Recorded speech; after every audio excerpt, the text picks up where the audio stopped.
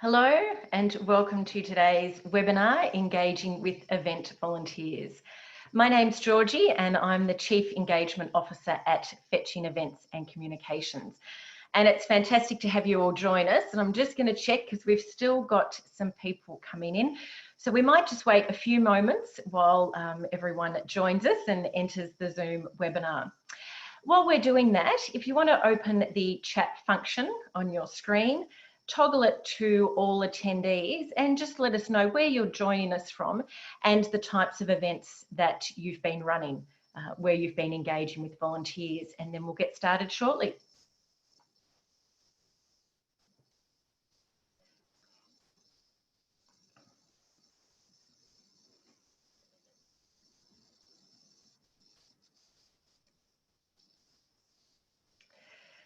Great. Well, I think we have most people on the line now, so we will get started. As I said, my name is Georgie. I'm the Chief Engagement Officer at Fetching Events and Communications. Please join in the conversation in the chat function on the side. And as I said, just let us know your name, where you're joining us from, and the types of events that you've been running. So the first thing I'd like to do is acknowledge the traditional custodians on the lands of which we're all meeting today, because we are all coming together from different areas, and pay my respects to the elders past, present and emerging. It's fantastic to have everyone join us, and this is the fifth actually in our series of Adapting in 2020. It's wonderful to have people join us again who've been participating in our previous webinars, or if this is the first time that you're joining us, welcome. It's fantastic to have you here. And at the end of the webinar, I'll actually post a link in case you want to catch up on any of the previous webinars that we've been running. So we'll just move on to the next slide. When it all changed. So I think for most of us, it changed in Adelaide. I was going to say Adelaide, I was saying welcome to Adelaide. It changed in March. For some of us, the world may have changed a little earlier, but it was really March when we realised that events weren't going to be viable or legal, in fact, to run. And I know personally, I had 10 events cancel in one day, and I'm sure a lot of you have had similar experiences. And we're now in a process of working out when our events will run, working out what they'll look like, and working out how our volunteers will be able to participate and engage. And we all know, hopefully, that volunteers really are often the major stakeholder at events. They're the people that we need to fill all those positions and to make the event run, but they're often the stakeholder that gets a little bit left behind. And in a time where we don't have any events running, it's really important for us to engage with them so that when our events do come back up, they still feel part of the family, they want to come back with those events, and we really build that strong workforce for the future. So I'm going to just turn off my video now and we'll jump into the webinar. So one thing that always strikes me is that when we think of events cancelling, we often think of, or others often think of the venue, they think of the guests, they think of the competitors, what's happening with the sponsors. Certainly if we think of something like the Melbourne Grand Prix, when that was cancelled, it was those kind of things that people were talking about, you know, the teams having to pack up, the infrastructure, what about the spectators waiting to get in the gate? But what about the volunteers? What about our workforce who year after year come back committed, loyal? What actually happens to them? Because they are our workforce. And this really is about ensuring that we keep that strong workforce that we've got, we really strengthen it so that when our events do come back in a live format, that we have our volunteer support there. But more importantly, that they're engaged and we can build a better and stronger workforce than ever before. So I might get you just to pop in the chat box how you're feeling at the moment, whether you're running online events and you've got volunteers engaged, if there's any way that you're working with your volunteers, or just how you're feeling as an event manager or a volunteer manager. So just pop that in the chat box. And it's fantastic. We've got people joining us from Adelaide. Hello. And you did really just sneak that, that festival in. I think we're all in awe of that. We've got people working in mass participation sports, charity events in the sporting sector, events in Victoria and Sydney. So it's fantastic. And I really do encourage you to join in the conversation and do write in the chat box. So I certainly know myself, I was about to take part as a workforce manager in a large fund run in Melbourne that was due to take place at the end of March, which naturally got cancelled. And of course, my first thought goes to what happens with the volunteers.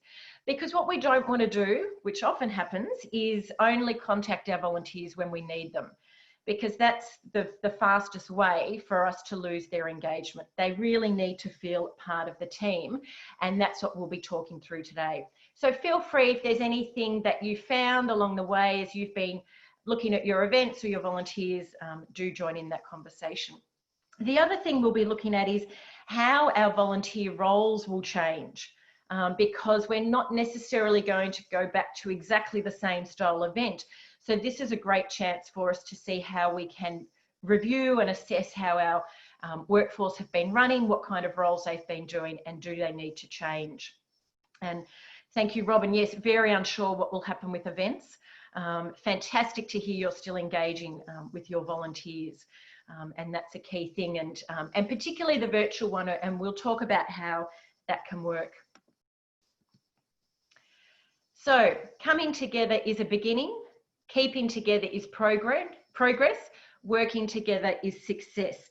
And this really is around looking at our volunteer workforce, understanding their journey, because in order for us to engage with them, and those of you who've joined me previously, you'll know my thought process around this, is that in order for us to be able to engage with them, we actually need to understand them, understand why they joined us, why they came to our event, why they keep coming to our event.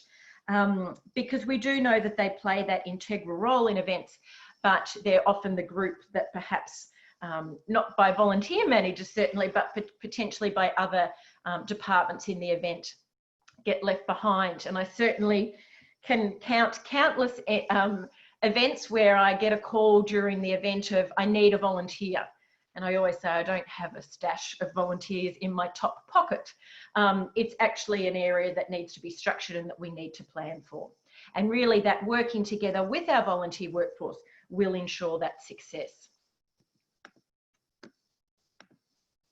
So what we'll cover today, and we do have a full agenda, but I'll try and keep it to the hour. So I'll tell you a little bit about us. We'll look at why people volunteer. We'll look at the event volunteer, look at the current state, the volunteer cycle, how to engage, how we can stay engaged and connected with our workforce, what the future might look like, and then time for questions. So for those of you who don't know Fetching Events and Communications, we're a boutique agency that specialises in working with community groups, from event management, volunteer management, communications. And it's anything from large community, often international events, down to a fundraising dinner. So it's everything and anything in that space. And our focus is on engagement. A little bit about myself. So once again, for those of you who don't know me, as I said, my name's Georgie. I've nearly 25 years in the event, 25 years experience in the event industry, and that's ranged from recruiting, training and leading volunteer teams at events such as the Sydney Olympics, Commonwealth Heads of Government meeting, Cadell Evans Great Ocean Road Race, Melbourne International 3-day event, which is an equestrian event, through to fundraising dinners, fundraising lunches, community days, and once again, everything and anything in between. And as well as working with event volunteers, I've also worked on ongoing volunteer programs at organisations like Make-A-Wish Australia, National Trust of Australia, Equestrian Victoria. And I do volunteer myself because I believe in order to really understand the volunteer experience, it's important for us to be volunteers as well. So as I said, for us to look at how we can engage, we'll go right back to the start of why people volunteer. And this is a really good one because we often make assumptions about why our team have volunteered, or we may not really take much notice because as long as we've got our roster filled and we've got our team coming back year after year, everything's okay. But it's around looking at what their motivators are of why they came to us, because then we can talk to those motivators in when we're engaging with them in a time when we don't have our event running. So understanding is much deeper than knowledge. There are many people who know us, but very few who understand us. And as I said, this really is about having a look at what motivates people to volunteer. So I'll just quickly go through some statistics that came out of a Volunteer in Australia report 4 years ago called The State of Volunteering. I had trouble finding some specific event volunteering statistics, but I think this still gives us an overview of why people volunteer. We certainly know people find it a positive experience. In fact, 93% saw positive changes as a result of their volunteering efforts. We had informal volunteers, which some of you may have at your events. And if we think of an event at a football club or a community group, you may have people that just come and help, but don't actually ever officially come on the roster. That's informal volunteering. It could be our family, and I know anyone who's probably worked in events or the not-for-profit sector, our family and friends certainly always chip in, whether it's driving us around, dropping lunches off, you know, putting signs up. But we certainly know that people are inspired to be involved in the community as it allows them to give something back. And they're motivated by a personal belief in a cause or issue, or if we look at an event, it might be a particular event that they're passionate about, and they're driven to make a difference. The questionnaire also asked people what sort of volunteering arrangements would best suit you in the future. And while a majority did say ongoing, there is a real need for that short-term project roles or specific event activities. And the reason I bring this up is that often the people who volunteer with us at events may just volunteer once a year, and it's only once a year that we see them face to face, or you might have a few events during the year. But we actually need to pay probably even more attention to our engagement because it's that full 12 months before they come back. But it is important to know that it is a role that a lot of people are keen on because it is that short-term or infrequent event. So then if we look to barriers of why people couldn't continue their volunteering, work commitments and family commitments. So now we're starting to look at timing, which once again plays into why our event volunteers often come to us, because it is a role they can do. They don't need to commit once a week or once a month. It might actually just be a couple of times a year or once a year. But they know that when they come back for that one time of year, that they're still part of the family, despite the time that has lapsed between. And a reminder of what motivates people to be involved in volunteering: to give back to the community, personal belief or cause, to make a difference, to gain skills and experience, perhaps an existing relationship. And once again, if we start to think about our own volunteers that are coming to our own events, we start to think about why they volunteered, we can start to think about the best way to engage. And I'll talk a little bit about that as we go through. I like this one. How can the organisation you volunteer for improve your experience? Great that people, the majority said nothing. But if we look, recruit more volunteers, and I think that's probably something that is always mentioned, whether that is true or it's just a perception. But things like training and professional development opportunities, feedback, better recognition. Now, these are all things that we can actually be doing now. And I guess it's, you know, when we refer to sort of the upside of the downturn, is these sort of things we can be doing while our events aren't running. So we'll just take a moment to reflect and perhaps write in the chat box what you know about your volunteers, about why your volunteers come to your events. Is it because they're interested in the arts and they're passionate about that, so they come? Is it because they've played tennis? So they come and volunteer because of that. Is it, you know, do you have event management students who like to come? Do you have people that were involved with your charity, so they've remained connected?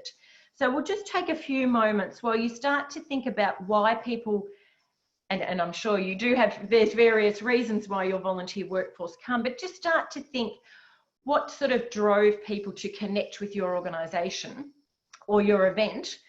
It may be that they're members of a tennis club that an event is held at, so they naturally take part. So just pop in there anything that comes to mind when you think about why your volunteers volunteer.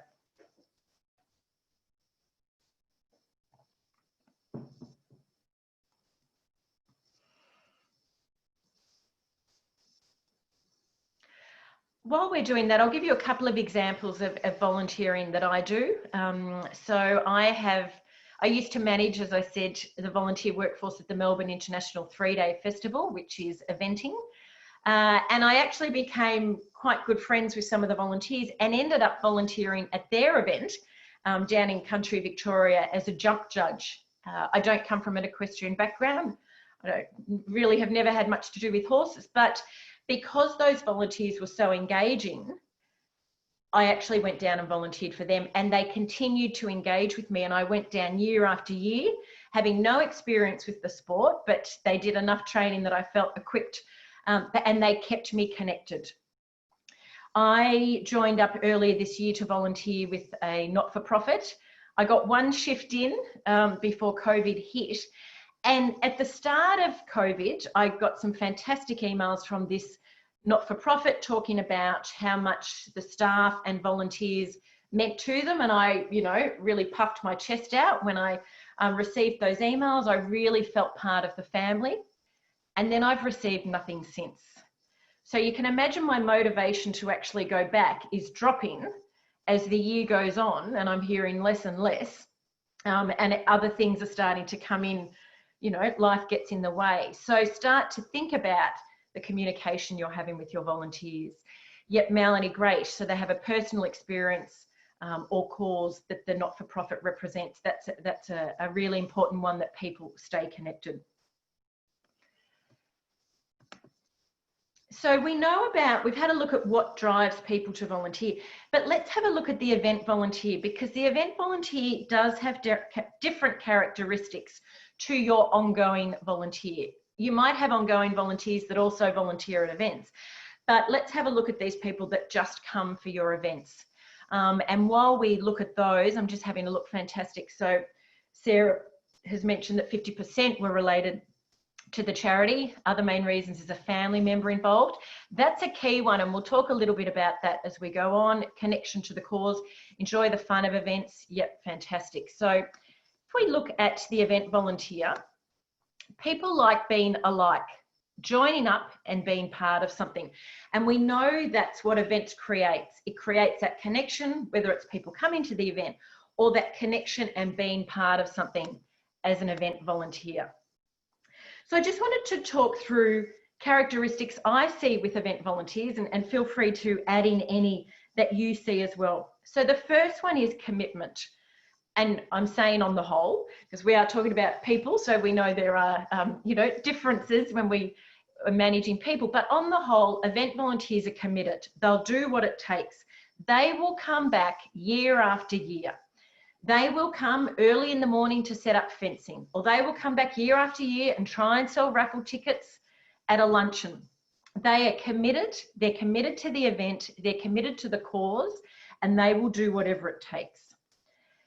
They're involved. They feel part of something. They feel part of a community, and that community either being the cause, if it's a not-for-profit, that community being the event, or the organisation that's running it, but they feel part of something. And you feel that when they come and check in on their shift, or when they leave at the end of the event, that it has been this community and they've been very involved, and that's part of the reason they're drawn in.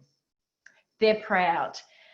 On the whole, they're incredibly proud. And you know this because, and I'm sure some of you will have encountered this, I certainly have, when I've started work at an event, managing the volunteer workforce, And there's volunteers who've been working there for 5, 10, 15 years, and they will tell me straight away how many years they've been at that event.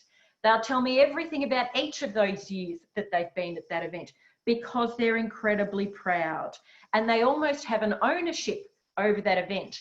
Now, sometimes our natural instinct is to resist that ownership, but what we need to do is embrace it, because they have an immense amount of knowledge and experience that we can learn from as well.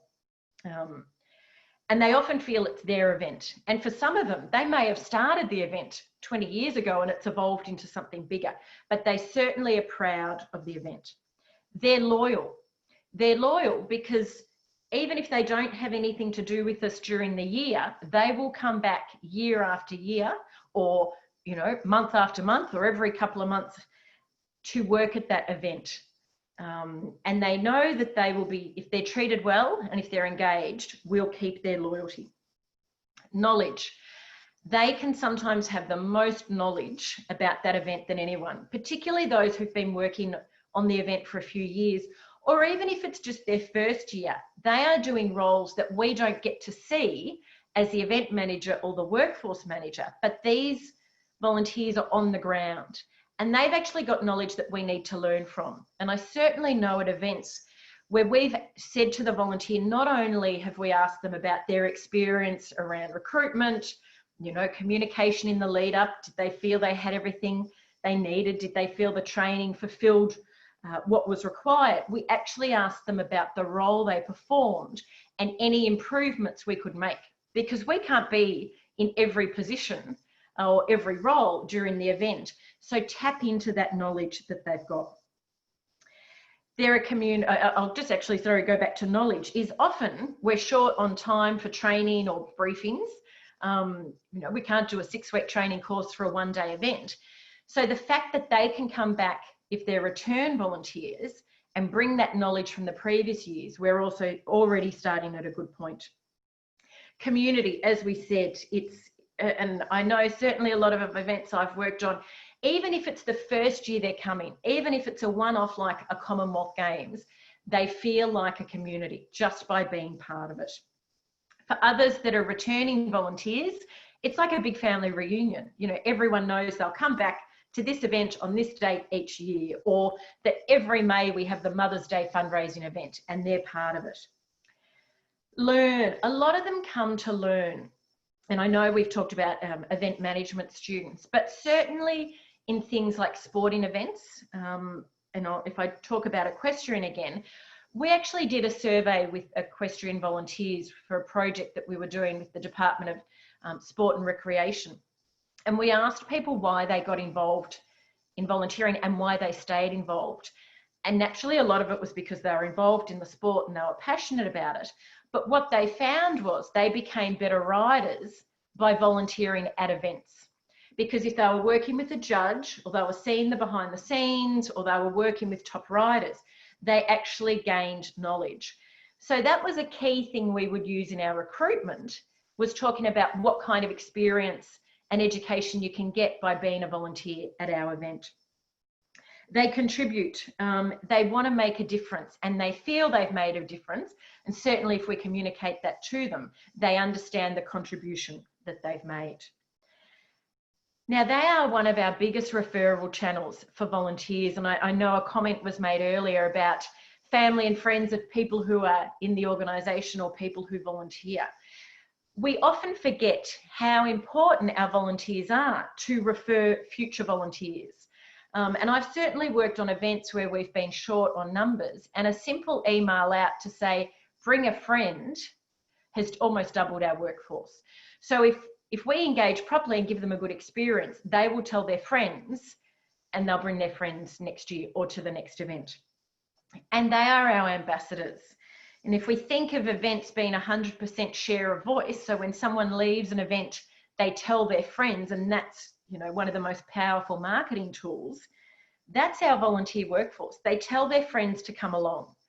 They go, you know, they volunteer one year and say to their friends, you need to come as a spectator to this event next year because it's so much fun.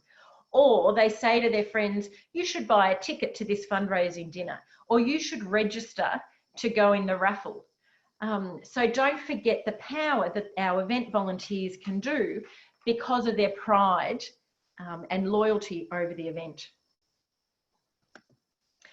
So what are some of the characteristics, if you think of your volunteer workforce, that come to mind, maybe in addition to those, or if there's any of those characteristics that really stand out to you, just pop them in the chat box. So we've looked at why volunteers volunteer. We've looked at the event volunteer and what potentially sets them apart. So let's have a look at the current state, because this is a real key element, because what we need to consider is, even when our events start running, our volunteers may not necessarily feel comfortable to be out and about volunteering. So how do we manage that split? Your present circumstances don't determine where you can go. They merely determine where you start. And I think this is key, because this is really a chance for us to really look at our programs, not necessarily just go back to what we were always doing, but it gives us an opportunity to really build on it for the future. So anyone who's been in the webinars will know this slide. And I will say this slide is from April, and of course our moods keep changing as restrictions ease or as numbers go up or down. But one thing that these were how people were feeling in April. Sorry, isolated, uncertain yet hopeful, stressed yet optimistic, anxious but motivated, and frustrated. Now, some of those will be becoming more prevalent as restrictions ease and we start to move back into a COVID-safe world.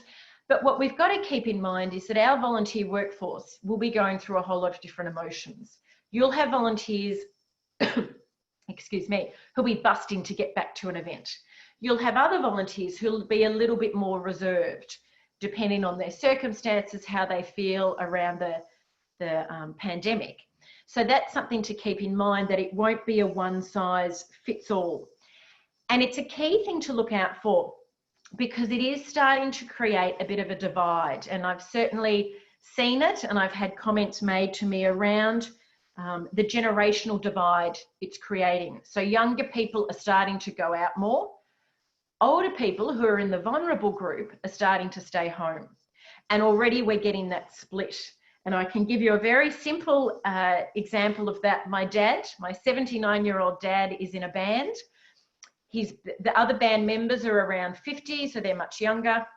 They had their first band practice at a house when you could, restrictions were eased. It was in a small space. We didn't feel it was a safe environment for Dad to be in, particularly in a band where people are singing, so it's even more of a risk. So he joined in via Zoom. But there was a huge disconnect between the group that were chatting and having a great time together and then one person at the end of the screen. So just start to think and keep in mind that you will be managing potentially two different groups of volunteers. So some research that was conducted, and this is available on the Creative Victoria website, so you can certainly access this. And they did a survey of people who attend arts and cultural events and asked them how they felt about coming back. And I think this is really interesting to look at, because once again, it will give us a little bit of a guide of how potentially our volunteer workforce are feeling. So 19% of audiences were comfortable attending as soon as restrictions are lifted. 69% will attend when they deem the risk of transmission to be minimal. Okay, so this is still really playing a big part in how people feel, is what their perception is. And 12% won't be back until there is no risk at all. And we can pretty much say that will relate to a vaccine. And this is similar to research coming out of America and the UK as well, that vaccine is still playing a large part in how people make their decisions. But the good thing is that 91% agree they will be most interested in the same type of events they used to attend when they do eventually return. So then they looked at interviewing people who frequently attend arts and cultural events. So 33% of people who previously attended the performing arts more than once a week were more likely to attend as soon as restrictions are lifted. excuse me. So the more committed they were and the more engaged they were, because they would go more, once a week, the more likely they were to come back. People who feel strongly committed to supporting arts and culture organisations more than once a week were more likely to attend as soon as restrictions lifted. Subscribers to performing arts organisations, so 22%, were more likely to attend as soon as restrictions were lifted. But then we looked at what impacts might deter people coming back. So 20% of people with a disability were more likely to stay away until there is no risk at all. So we look at that vulnerable group.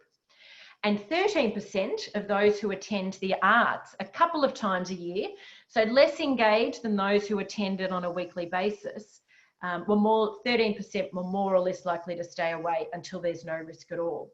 So what it's showing us is, depending on how engaged people were previously, will give us an idea of how slowly people will sort of make that first step and dip their toe back in the water. And this is something to think about, particularly for events in the not-for-profit sector that are around a cause, where your workforce may be actually in the vulnerable group. So how's that going to affect them coming back to events? So we've looked at the event volunteer, we've looked at why people volunteer, we're starting to get a feel of the current mood. Now let's have a look at what the volunteer cycle is.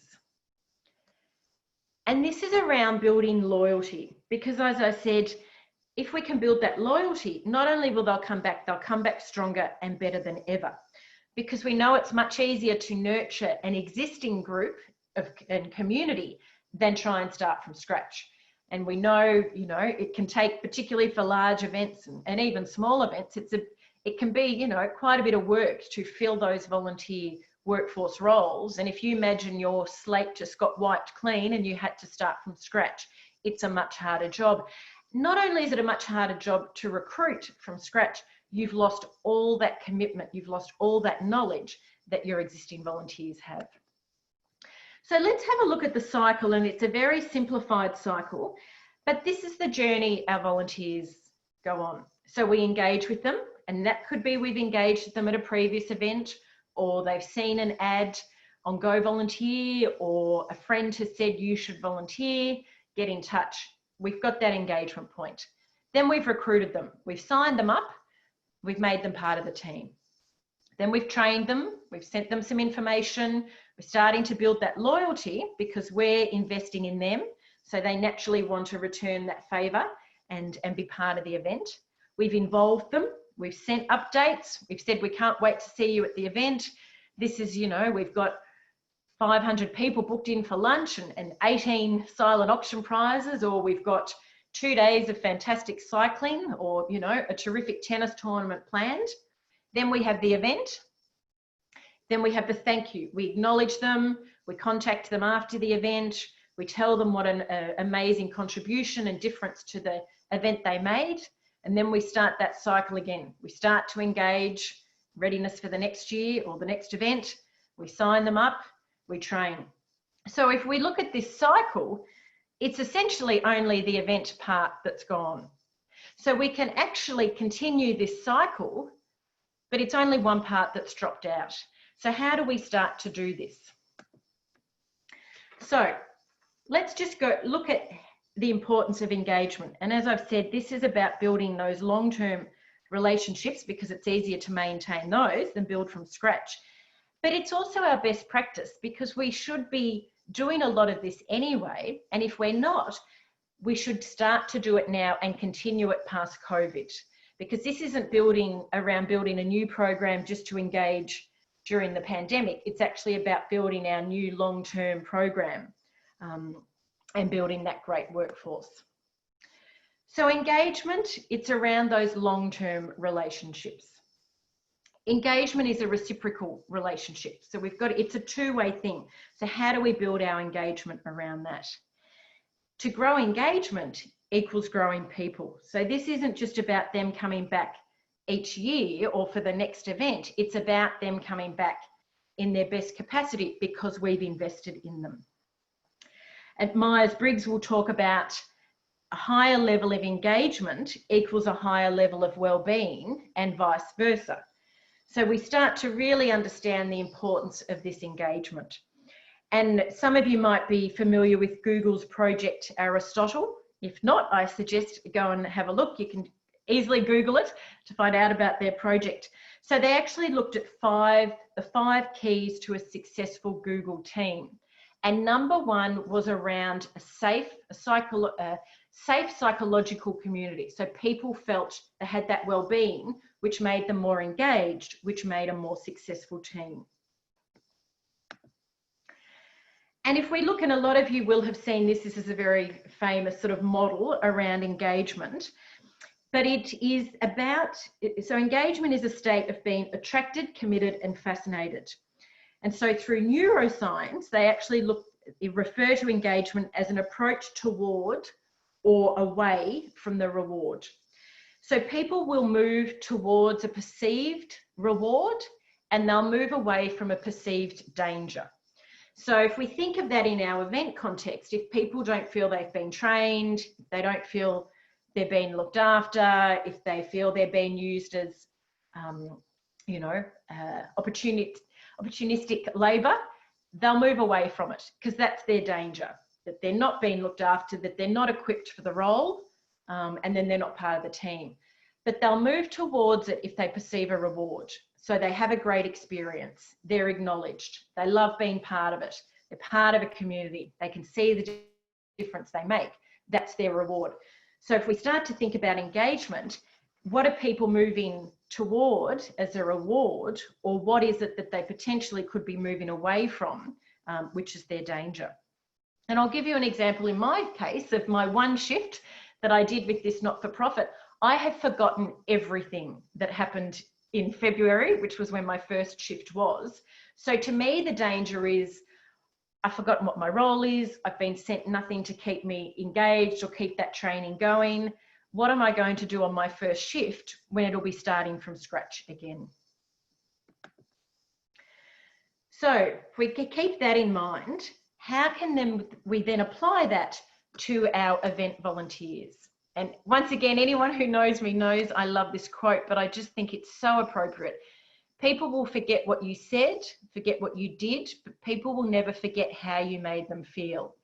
And if we think of that moving towards reward or moving away from danger, it's how are we making them feel, and what are they feeling as that perceived reward, and why would they want to stay with us? So if we have a look at, these are sort of the four pillars I'm looking at as business as unusual around engagement. And anyone who joined our very first webinar about engaging with volunteers will recognise these. And if any of you missed it, I'll put a link up that you can go and tune into that. So communication, showing we care, involvement and connection. These are key when we can't actually run an event. So let's have a look at communication. I speak to everyone in the same way, whether he's the garbage man or the president of the university. And this is key because we should be talking to our volunteers in the way that we're talking to our sponsors, that we're talking to our artists, that we're talking to our competitors. And if we think of something like the Tokyo Olympics that's now looking to downsize, the communication that should be going out to the various IOC teams should also be going out to the volunteers, because we should be looking at them as that same stakeholder. So sending them updates, regular contact. And I'm not meaning that you need to overdo it and start up some massive communication program that's not sustainable, but just keeping in touch with them and keeping that contact going. Because if you keep in touch with them, it builds their loyalty, they feel you've invested in them, and they'll naturally want to come back. Excuse me. Honesty. Be honest about the situation, because you don't know if the event's going to run again, or maybe you do. But just actually be honest and say the process you're working through within the confines of what you can publicly say, because we're all going through this together. So it's very jarring if they're at home, they know they're in, semi-lockdown now, and then they get an email of, we can't wait to see you at next year's event, that doesn't actually reference what's going on around us. So keep that honesty going. Don't let them be the last to know. Okay, so make sure they are included in that communication plan. Now, that might just mean posting something on social media if you don't have all their email addresses, or sending an email update to them, because this is about building that relationship for the future. And as I said, if they're volunteer workforces that we only see once a year, it's crucial that we keep that communication going with them and don't just assume that they will return. Showing we care. This is the value part. Kind words can be short and easy to speak, but their echoes are truly endless. And we don't need to be doing, you know, a big billboard. It's just about the personal elements that show we care and show we understand their value. And anyone who saw the toolkit that we put out for National Volunteer Week would know this. It could be as simple as a video from the CEO that gets emailed around to say, we missed you at this year's event, but we can't wait to see you when we get going again. Or it could be a thank you from the ambassadors. And when we talk about ambassadors, that could be an athlete from the event. It could be an artist from the festival. It could be a musician from the festival. It could be someone who benefits from your fundraising event. But just, it shows them and it reminds them of why they, you know, the contribution that they make. And if we think right back to when we were looking at the event volunteer, we know they like to make that contribution. They're part of a community. They want to make a difference. They're loyal. So if we start to think of those when we think of our engagement, it'll give us ideas of what we can do. Videos from guests, features on social media, you know, share their favourite memories. And certainly there was a recent sporting event that couldn't run, usually runs on Queen's birthday. But what they did on social media, and I know it's run by a volunteer committee, so they don't have a lot of capacity, but they just asked people to share their favourite memories and just tag us. And it was fantastic because they got a huge engagement. You know, I was going back through all my photos going, oh gosh, that year was a great year. And oh, I remember that. And it starts to get your mind back into that event. And it shows the event, it shows us that the event hasn't forgotten about us, but understands the contribution we make. So get people involved, profile them. You know, this is a great time to actually profile some of your event volunteers. Get them to do takeovers. So, you know, if you've got people who volunteer at a sporting event because they're involved in that sport, why not get them to do a takeover of your Instagram page of some of the sport training they're doing while in, you know, the current lockdown state we're in, because it just engages them. And what it shows our volunteer workforce is that we care, that they're part of that community. We know how important that is. And we talk to the difference that they make, and that will start to engage with them. We know training opportunities are really important to people. So in the downtime, what can we actually be suggesting they do? You know, maybe there's some fantastic online webinars, or, you know, if we work at a festival and if we think there might be a chef that's doing some online cooking, why not send that to them as a bit of fun because it's connected to the event? And once again, we've showed them why we care, why they matter, and how we value them. Involvement. So we know people like being involved. They like being part of something. Involve people in the problem and work out the solution together.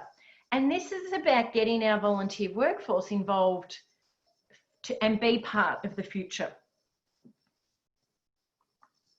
Look at why people were involved in the first place. So if I go back to the equestrian example, I can go, okay, I know that the majority were involved because of this. So I can start to see where I would involve them. Play to that. And there's certainly a lot of organisations that have actually worked with their volunteers and got input from those volunteers, because those volunteers are on the ground in the roles, around how they could move some of their events online. Now, of course, if you've moved them online and you've involved the volunteer, they'll want to be involved in the online format. So start to ask for their input. If your event is a big, you know, one-off every year, ask your volunteers for their input on what they found in their role, things that we could be doing better, because this is a terrific time to actually be assessing that.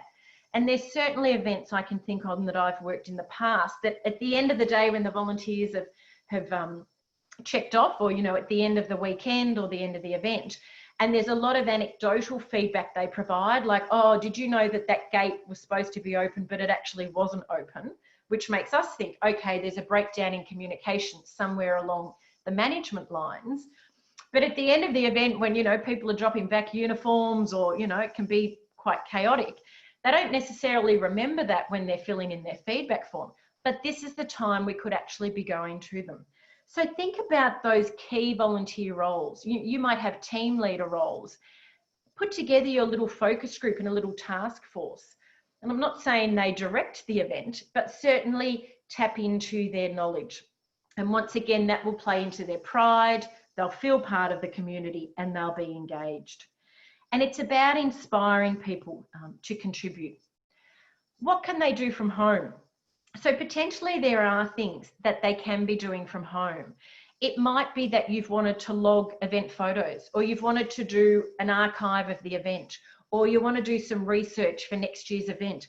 Why not include your volunteers in that? You know, if you're running a fundraising event and you know that you'll need next year or later in the year, hopefully, when we run events, auction prizes, or, you know, silent auction prizes or raffle prizes, they could actually be sourcing those remotely.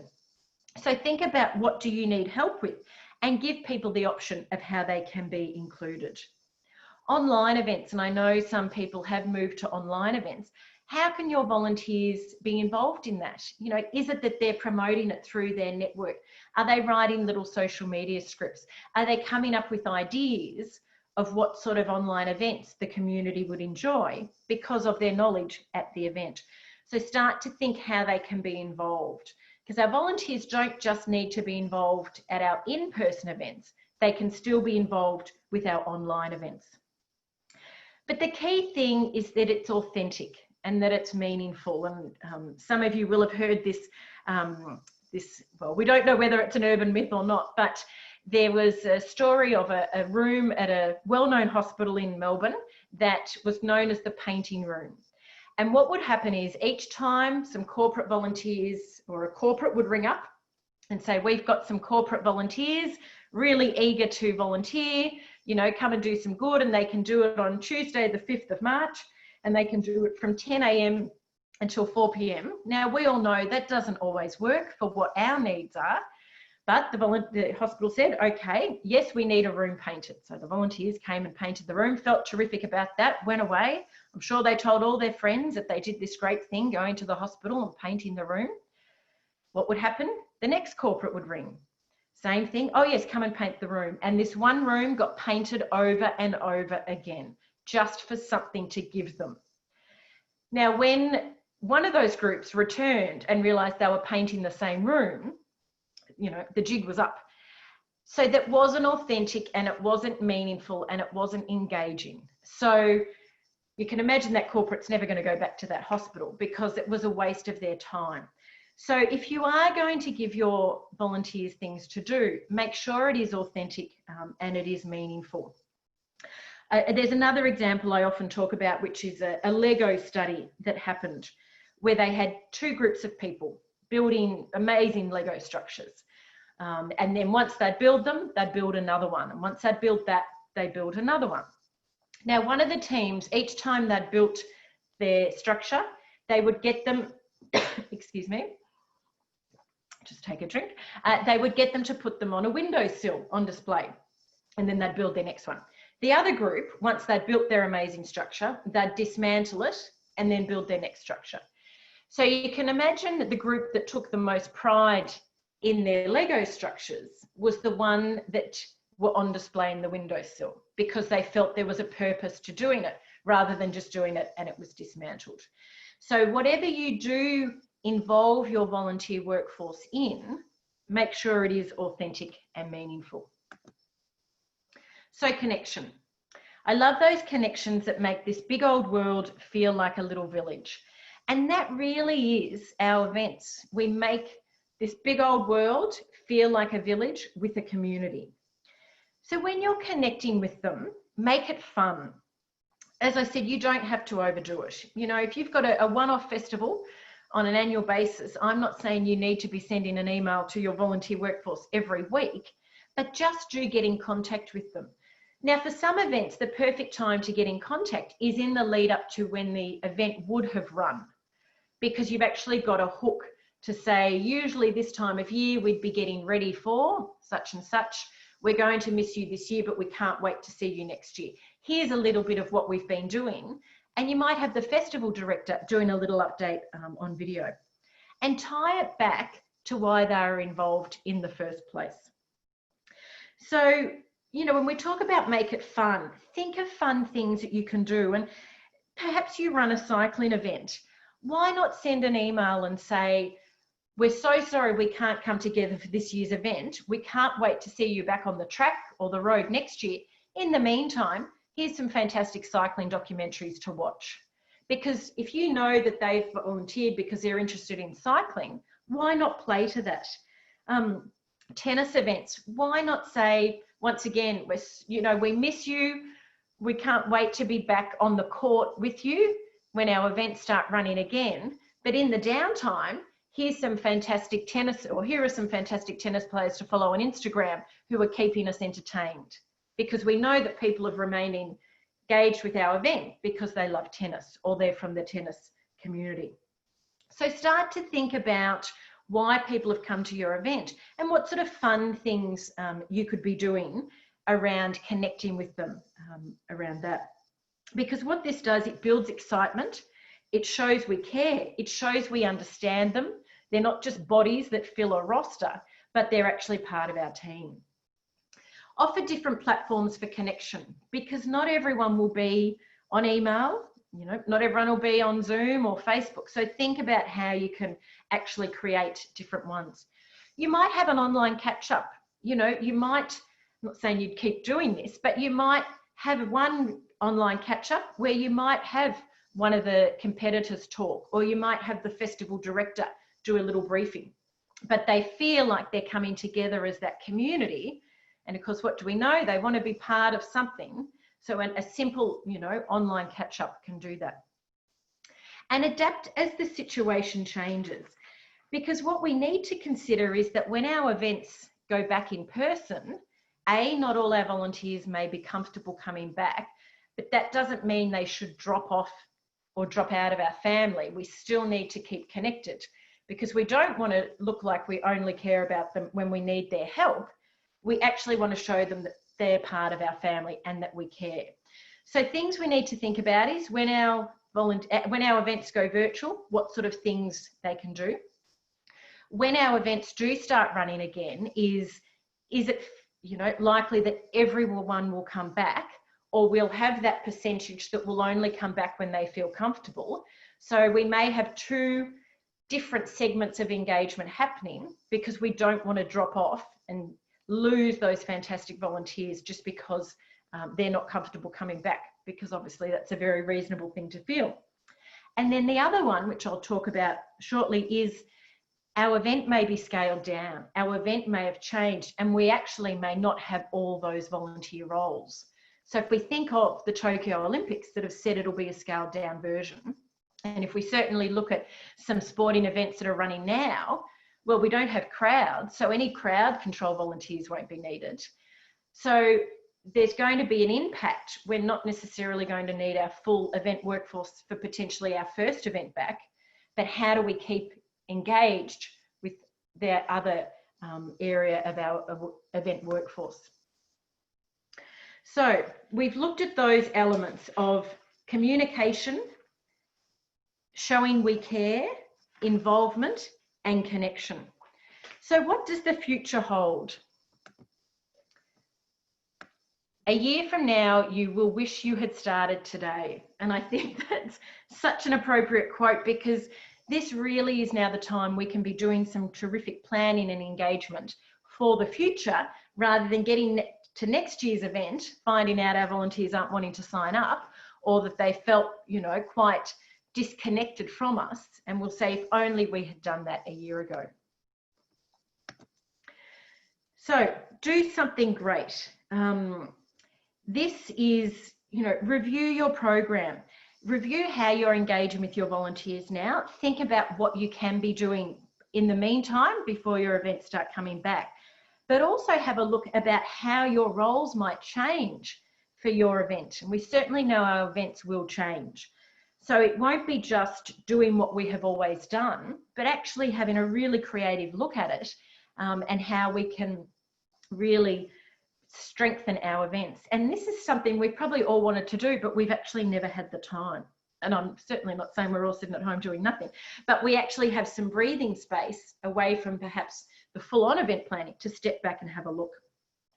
Engage with your key volunteers. You might have some team leaders, or there's those go-to volunteers in your workforce. Include them in the process. Use their knowledge from when they've been on the ground. Get their insights to start planning. Really challenge yourself. Challenge everything we've been doing our event. Go right back to the purpose of why we ran the event and see how our volunteer roles will actually deliver on that. Start engaging to recruit. So you might know that your event is going to, hopefully our big events will be running definitely next year, but this is actually the time you can start to recruit for that by building this engagement, because people will be looking for things to do. But you'll start to manage that, because once again, we don't want it to be jarring in light of everything that's happening around us. So, if a festival put out a big advertising blitz for volunteers now, you probably wouldn't get the strength of responses that you would when restrictions are completely eased, because people will still have that hesitation. Start to think how you'll plan when you have some volunteers at your in-person event and you have other volunteers who either aren't there because you don't have the required roles, or aren't there because they're not feeling comfortable to come back yet. And most importantly, ensure your volunteers are joined in the conversation. Don't just talk at them, talk with them. And I just wanted to show this example, and you'll be able to find it if you do a quick Google. It's on, I think, Golf Digest. But it's about a golfing tournament that returned in the United States, obviously with no participants. But what it talked about is how it has changed the volunteer workforce. So this fellow here with his sanitizer, he usually calls the players. So he's the guy at the tee for the first hole. He calls the players up so the crowd knows who's coming. Well, with no crowds, there's no use for that role. So he's now going around sanitising golf buggies, sanitising the flagpoles. So they've had to create a completely new role in light of a COVID-safe world that he's moved into. The event usually has 900 volunteers, but it's been reduced to 300 because of the change in the event. So start to think about how your roles may change. Do you need someone going around spraying hand sanitizer? Do you need more crowd control so that there is distancing? None of us have a crystal ball. We don't know when restrictions are going to ease, and we don't know what it's going to look like at every point, but start to think about how that might affect your event. So I'll leave the webinar on this quote. It is not the strongest of the species that survive, nor the most intelligent, but the one most responsive to change. And that's really what we're doing. We're needing to change. We don't want to just go back to what we were doing. We want to engage with our volunteers. We want to look at how we've been engaging, how we can engage now when our events aren't running, but how that will continue in a COVID-safe world. And part of that engagement, as we said, is how their roles will operate at the event. So that's quite a bit that we've covered, and thank you so much for your time today. And I'll turn my camera back on. Hopefully, there we go. It's been wonderful to have you join us. I'm conscious we have covered quite a bit. So I will be emailing a copy of this recording out to you probably later today. So you can tune back in and see anything that was mentioned, or anything you might have missed. Feel free to follow us on Facebook, Instagram, or LinkedIn. And what I'm going to do is just paste in the chat function. If it works, here we go, is some links to sign up for our e-news. if you don't already receive it, or watch our previous webinars, or even register for our upcoming webinars. Now, we've got a couple of minutes. If anyone's got any questions or anything they want to add, or that they feel they have learned along the way over the last 3 months in this a very unusual time for us where live events have been paused. So we do have a couple of minutes, I think, just before 11. So feel free to just add them into the chat function. But a huge thank you for joining me. It's been wonderful to spend this Friday morning with you. I wish you all the best for your events, your volunteer engagement. We work with a lot of organisations around their strategy and around their programs. So if you do need some help just having a look at it, reviewing it, and starting to get it into place, ready for when your events return, please feel free to get in touch with us. If there's any challenges you've got, we're here to help.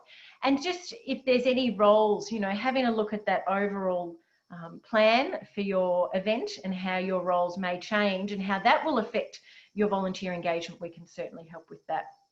So thank you again for joining us. Hope you have a wonderful weekend, and we look forward to seeing you at another webinar soon. Thank you. Bye.